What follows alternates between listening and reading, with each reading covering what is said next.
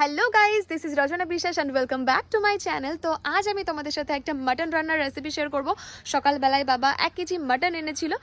তো আজকের মাটন রান্নার রেসিপিটা একটু ডিফারেন্ট আছে। রান্নাটা যদি ভালো লাগে তাহলে তোমরা একবার ট্রাই করে দেখো, আর রেসিপিটা কেমন লাগলো অবশ্যই আমাকে কমেন্টে জানিও। তো এই যে আমাদের মাংসটা, বাবা খুব ভালো ভালো দেখে মাংস এনেছি, বেশি চর্বি আনেনি, আর মা এখন এগুলোকে খুব ভালো মতো ধুয়ে নিচ্ছে। মাংসটা ধোয়ার পর এটাকে মেরিনেট করতে হবে, তার জন্য কিছুটা টক দইকে একটু লবণ দিয়ে ফেটিয়ে নিচ্ছি। টক দই দিলে মাংসটা খুব সফট হয়। এবার মাংসের মধ্যে লবণ, হলুদ, আদা বাটা, রসুন বাটা, জিরে বাটা, শুকনো লঙ্কা বাটা এবং ফেটিয়ে রাখা টক দই দিয়ে ভালোভাবে মাংসটাকে মাখাতে হবে। একটু সরষের তেলও দিয়েছিলাম। এইভাবে 1 থেকে 1.5 ঘন্টা রেখে দিতে হবে। তো চলে এসেছি আমি 1 ঘন্টা পরে। মাংসটা দেখেছো? প্রথমে আমি আলুগুলোকে ভেজে নেব। 1 কেজি খাসির মাংসের জন্য আমি 4টে আলু ব্যবহার করেছি। আলুগুলোকে সামান্য পরিমাণে হলুদ আর লঙ্কার গুঁড়ো দিয়ে ভাজলে বেশ সুন্দর কালার আসে। দেখো, এখন আমার আলুগুলোকে ভাজা হয়ে গেছে বলে আমি সবগুলো আলুকে তুলে নিচ্ছি। এবার ওই তেলের মধ্যেই এলাচ, দারচিনি, লবঙ্গ, তেজপাতা, জিরে এগুলো দিয়ে একটু ভেজে নিয়ে পেঁয়াজটাকে দিয়ে দিতে হবে।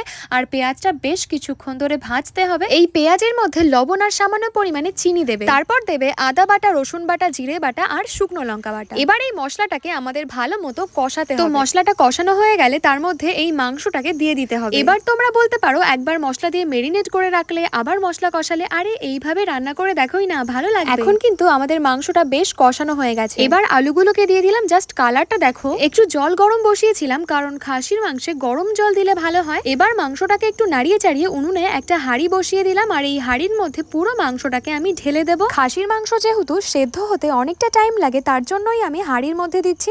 আর এটা অনেকে প্রেসার কুকারেও দেয়। প্রেসার কুকারের থেকে হাঁড়িতে অনেক বেশি টেস্ট হয়। তারপর আটা মেখে হাঁড়ির ঢাকনা দিয়ে হাঁড়িটার মুখটা আটকে দিলাম, যাতে কোনো হাওয়া ঢুকতে না পারে। তারপর বেশ অনেকক্ষণ পর আমরা হাঁড়ির ঢাকনাটা খুলেছিলাম, আর হাঁড়ির ঢাকনাটা খোলার সাথে সাথে এত সুন্দর একটা গন্ধ বেরিয়েছে। আর মাংসটা দেখো, মাংসটা বেশ নরম হয়ে গেছিল, তার জন্য হাঁড়ি থেকে কড়াইতে নামিয়ে দিলাম। তারপর গোটা গরম মশলা বেটে দিয়ে দিলাম, আর এখন মাংসটা হয়ে গেছে রেডি।